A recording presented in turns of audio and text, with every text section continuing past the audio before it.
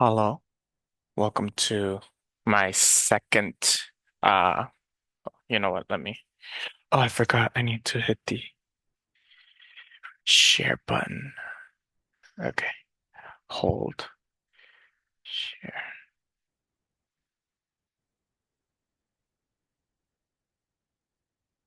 Okay, welcome to my video presentation of Jainism. I hope that it meets expectations. Uh Again, my name is Diego and we shall be going over chapter 6, Jainism. Here is our timeline. Jainism is one of the older religions in the world, starting 8th century BCE, with many events going on through today, 2000 being relatively today for history. Where's the next button? There we go. Um, oh, I skipped too many. Excuse me. Computer was a little slow.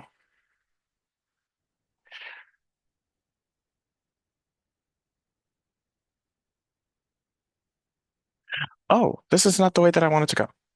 Oh, excuse me. Okay, timeline again for your perusal. Uh, Jainism, most religions look up to a single deity, while Jainism does not. It doesn't have a single deity. It has many of the same gods as Hinduism and Buddhism, and it also has these major religious leader called Caracas. Excuse my pronunciation. I'm going to get a lot of things wrong. Um, they are basically religious leaders. They're the ones that the Jains look up to uh, as examples of how to live their lives. They are the conquerors of the samsara, the cycle of life and death. The most important and most recent of the Karas is Mahavira. He lived allegedly between 599 to 527-ish BCE. Times are not the history of Jainism is not very well known. It hasn't been written down due to their philosophies that we will get into later. Um, but something that we do know about him is that he was probably very close to Gautama the Buddha.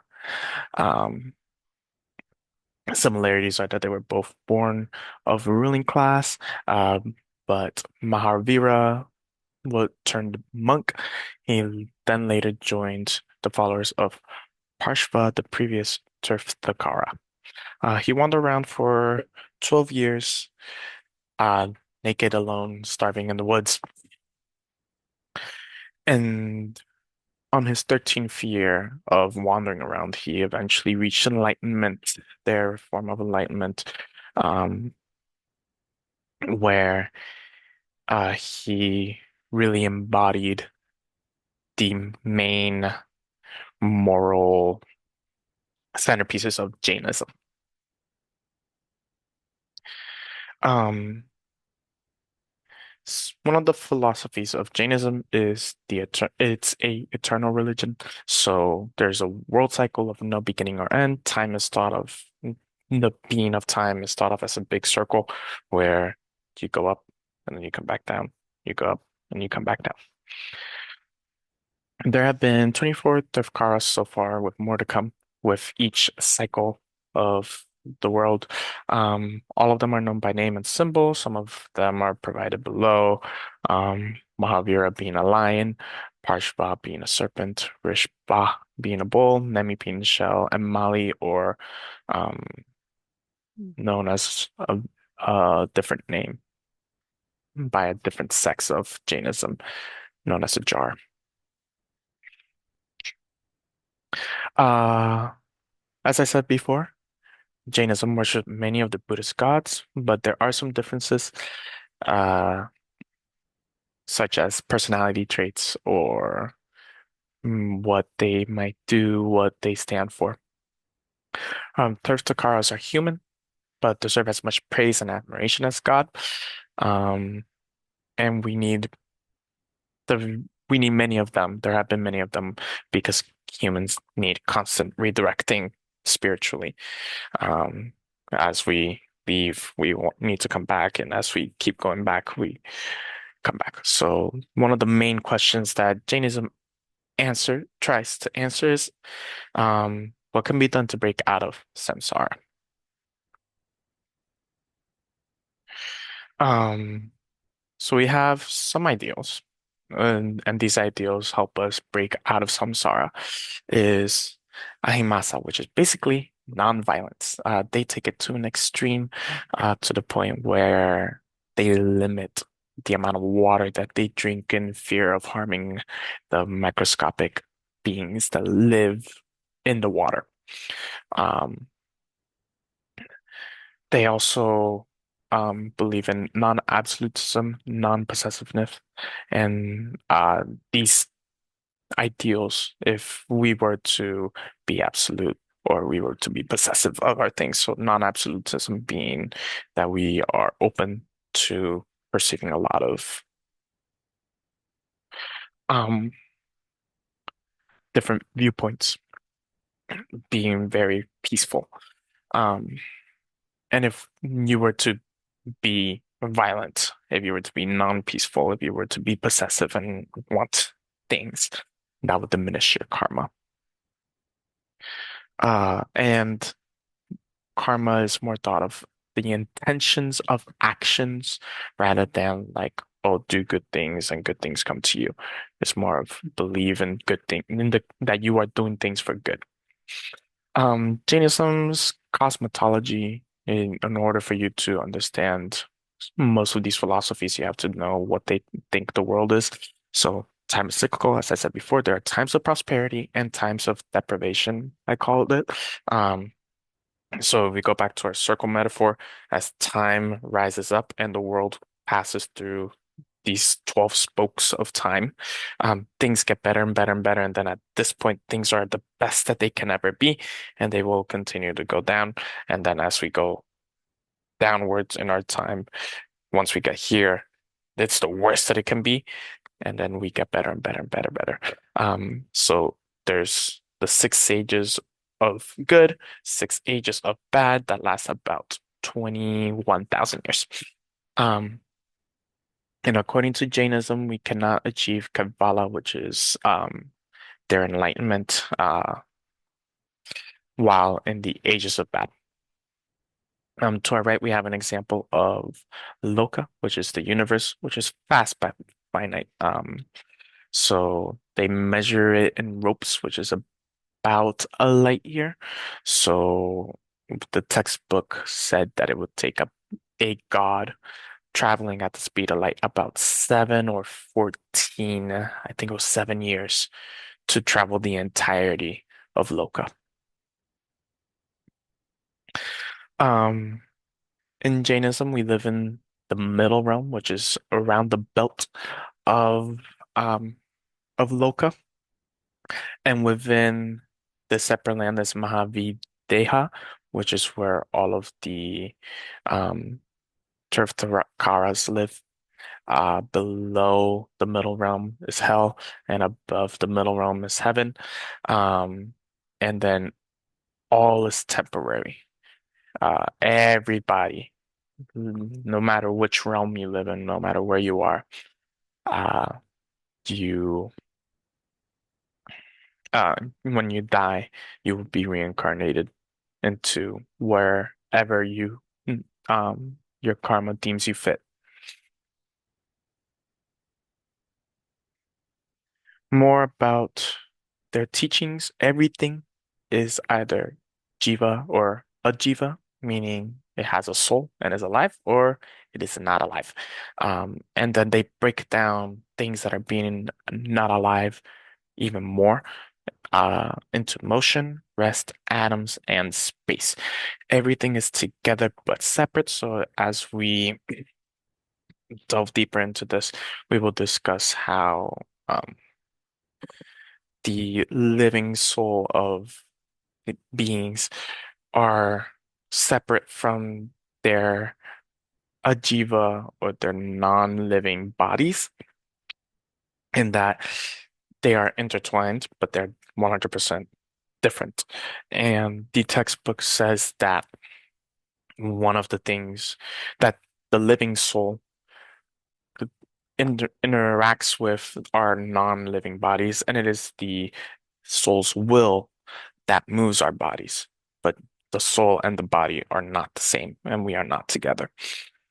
Um, each living thing has senses, uh, starting from vegetables that are have one sense, touch, and then things that crawl have two senses, things that move in the ground have two senses, things that crawl have three senses, but things that fly have four senses, and then us humans have five senses. And then even though here I wrote vegetables, worms, ants, bumblebees, that is a zoological approach to separating all of excuse me, our living beings, which tells us just how detailed and how philosophical Jains are. Moving on. Um, in Jainism, salvation is not dependent of a god.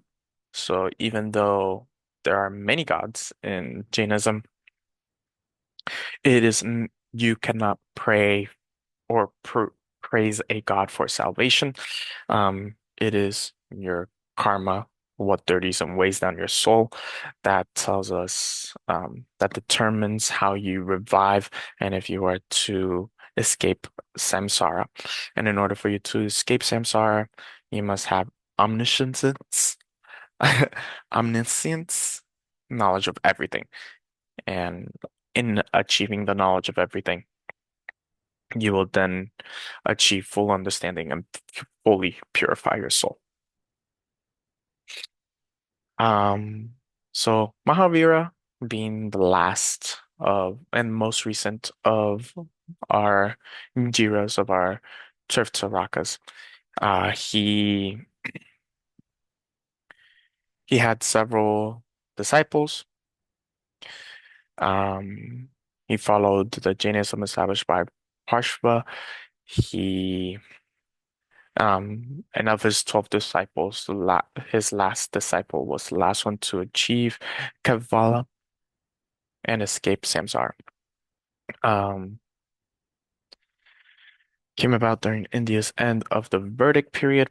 Um, again, much history is not written about them because of the cyclical time being cyclical, they just believe that everything's going to happen again and again and again. So there's no reason to write down history.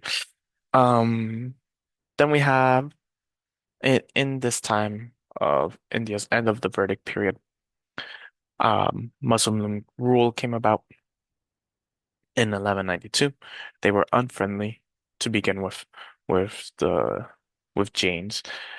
Um, I wrote that twice, excuse me. But it got better with Akbar the Great, where he then, with his best friend buddy, who was a Jain, um, started to establish laws protecting animals. Uh, After that, immigration established Jainism in other places around the world. As you can see, according to this image from the textbook, over 5 million still live in India. And as we get leave India, the numbers get smaller and smaller. Most of the ones outside of India being in Africa, and then the United States having over 100,000. Um, Jains have a relatively large influence for their size. As we saw in the previous slide, there's only 5 million uh, Jains in India, but with a billion Indians living in the subcontinent. Uh, and they what makes them so powerful is their use or their prominence in trade. They prefer to do business over agriculture. Uh, some of the things that they do is they enjoy taking in animals, and in their large influence, they call for universal vegetarianism throughout India. And then we have our friend over here, Shaman Rajakandra. He was friends with Gandhi, who, you know who Gandhi is. He very much was a outspoken proponent of the ascetic lifestyle of being nonviolent. There are Jainism is very diverse. There are several sects. The two discussed two of them, which were discussed in the textbooks, were the Digambaras and the Shvantavaras. Um, One of the ways that they differ is that they have different days for the death of Mahavira. Um, Digambaras denied that Mahavira was ever married. Um, a difference between Digambaras and the Shvantavaras is that, um, as I alluded to earlier, they believe that the Jina or the uh, Tirankaras um, Mila was not a woman, instead was a man named Milanatha. Uh, and then we also have the Shventabaras believing that Mila was a woman. Um, we also differ in their clothing. So the Digambaras, their monks walk around naked, and their nuns walk with simple white clothing, while the Shventabaras, they're both their monks and their nuns walk around in simple white clothing such as this. Another big difference is that Digambaras, being a more conservative sect, are much harsher to women. They do not believe that women can achieve Kevala and must therefore reincarnate into a male body in order to have that opportunity. All right, moving on. Um, Digambaras are a little bit more extreme with their aesthetic lifestyle. They collect their alms with their bare hands and they walk around naked or the monks walk around naked because they believe that in washing the clothes or washing the bowl to collect their alms, they would be harming unnecessarily creatures using the water. Digambaras also have their own collection of scriptures. However, most Jains are Shventabaras, and there are two sects within the Shvetambaras, that the um, Stanangvasis and the Terapantis. They both are similar and different. They both reject image worship, and they carry around mouth shields in order to prevent insects and bugs from flying into their mouths and getting harmed that way. And their monks and their nuns are allowed to travel abroad. Um, Now to aestheticism is the best way to lead life for salvation, which is aestheticism is the extreme nonviolence. I is a way that I would describe it as, where you're considering microbes and bugs and insects and ways to avoid them from getting harmed. There's a ritual to start your aesthetic lifestyle called Diksha. You must give 5 great vows, which is to avoid inflicting violence on another life form, abstain from lying, do not take what has not been given, renounce sexual activity, and renounce possessions. There's a deeper meaning into do not take what has not been given, meaning to not kill, and then to renounce possessions leads into nonviolence,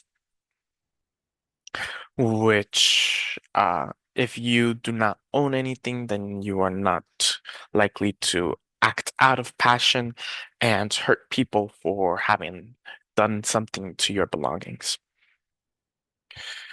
There are also six obligatory duties. There's economy, which is achieved through meditation, praise for the Tirthankaras, venerations of teachers, repentance, laying down for the body, so to physically be still, lay down and be still. And then we have abandonment of worldly possessions. Um, Jainism as a way of life. Uh, Jains worship gods for physical wants. So to go back to how they live life, they do not, even though there are gods, in order to achieve salvation, you must purify your soul through asceticism. Um, so they worship God for physical wants, such as favorable weather when it comes to farming or things of the such. They also worship their um, Tirthankaras for spiritual cleansing. They are the ones that show you the way to live life. So if you worship your Tirthankaras, then you are able to follow their way of life and be able to achieve Kalevala.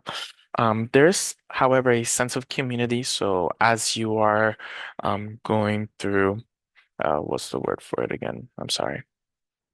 As you are starting Diksha, you are with a community of people who will be helping you along, and then the monks, um, they get their own foods from donations of other people. Um, so there's a sense of community as you are worshiping. You worship on images in temples unless you are one of the two sects from earlier that renounce image worship.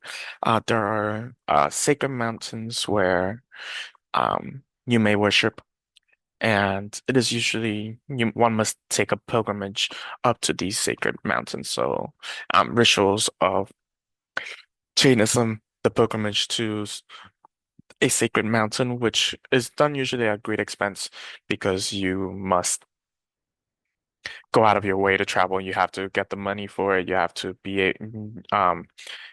prepare yourself. And then as you're doing that, you are gonna be ascetic. So you are um attempting to cause the least harm possible.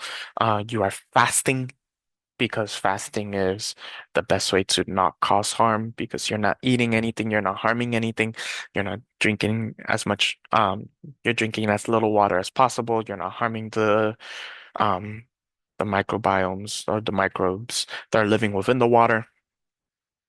Um, Therefore, you're harming the least amount as possible. Um, then we have dana, which is the giving of food to monks or nuns as they are um, walking around and living their life. Another ritual is sponsoring rich. You can sponsor rituals. You can sponsor the building of temples. You can sponsor the adding of images to a temple, an image of a Gina or a Tirthankara. Um, it is common for there to be biddings to be the one to sponsor one of these events, and all of that leftover money then being donated to a charity. Where's my mouse? There we are. Right, engaging with the world. There are gender roles differ between sex. So, as I between our two sects, we had the more conservative one and the not so conservative. Our most conservative ones definitely are like women don't do things. Uh, they're given that like they believe that women cannot achieve Kadvala unless they reincarnate as a man. Um, the, generally qualify women as being less spiritually adept. However, Jainism demands care for all living things. which includes vegetation, insects, bugs, and other people. Everything has a soul, therefore, and all souls are equal. Therefore, you must treat everything with care. Most Jains live in India, as shown previously. However, they have emigrated throughout the world, starting in Africa and then moving on outwards. Uh, and the and there are many strong roots that lead back to the motherland of India. Um, as you go out, Jainism becomes more varied and it is varied worldwide. So different places in the world um, practice Jainism differently. Ultimate reality. So the ult time is cyclical, and we live through samsara, uh, the wheel of life. The entirety of the universe is loka, so it is this human person, man-shaped thing where we live in the middle realm, um, and there's a heaven above us and a hell below us, and depending on the reincarnation, we are placed through loka.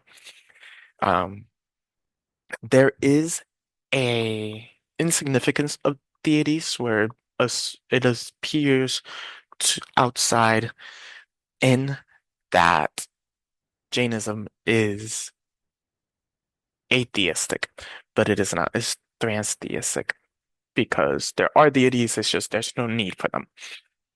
Um, and the ultimate reality, what we want to achieve is Kavvala, the eternal soul being perfectly pure.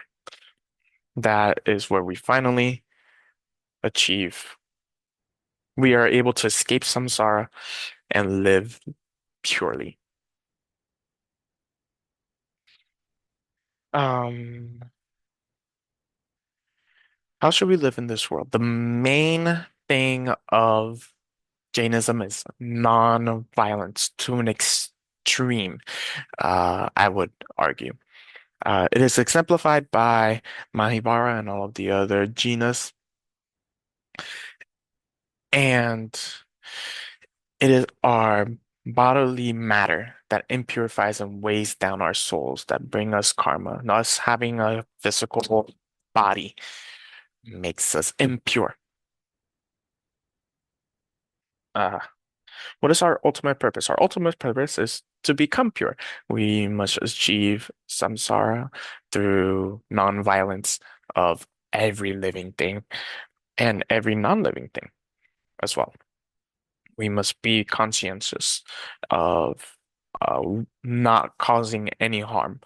Uh, so the more you know, the more you can avoid not doing harm. Um, some important terms for my friends here who are learning. We have Amisa, which is nonviolence, basic principle of Jainism. We have Tirthaskaras, which are spiritual heroes, such as Parva and Mahavira. I call them Jinas throughout this whole place. Kavala, the perfect and complete knowledge of omniscience. It is Jain enlightenment, uh, the ultimate goal to achieve Kavala.